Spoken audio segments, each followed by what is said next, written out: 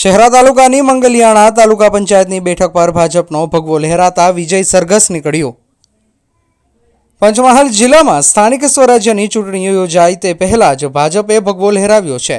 શહેરા તાલુકા પંચાયતની મંગલિયાણા બેઠક પર 4 જેટલા ઉમેદવારી ફોર્મ ભરાયા હતા।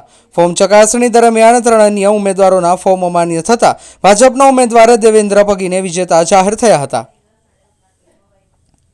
શહેરા તાલુકાની ખાલી પડેલી મંગલિયાણા તાલુકા પંચાયતની પેટા બેઠક પર ભાજપે બિનહરીફ જીત મેળવી લેતા આનંદની લાગણી વ્યાપી ગઈ છે।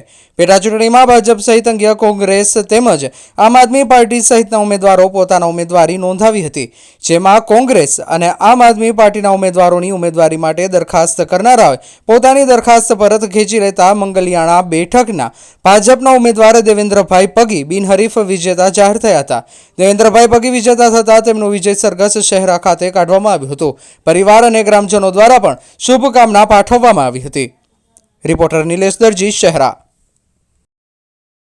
આજરોજ શહેરા તાલુકા 16 મંગલિયાણા તાલુકા પંચાયતની મધ્યસ્થ ચૂંટણી હતી। એમાં અમારા ભારતીય જનતા પાર્ટીના ઉમેદવાર બિનહરીફ ચૂંટાયેલા જાહેર થયા છે અને આ પ્રસંગે અમે ગુજરાતના મુખ્યમંત્રી, પ્રદેશની નેતાગીરી અને માન્ય મુરબ્બી ધારાસભ્ય શ્રી મુરબ્બી શ્રી જેઠાભાઈ ભરવાડ સાહેબનો ખૂબ ખૂબ અમે આભાર માનીએ છીએ।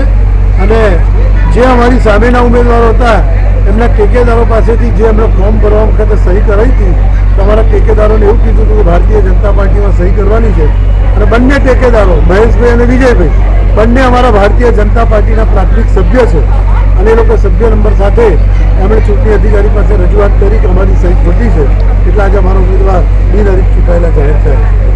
મારું નામ જિગ્નેશભાઈ પાઠક, પંચમહાલ જિલ્લા ભારતીય જનતા પાર્ટી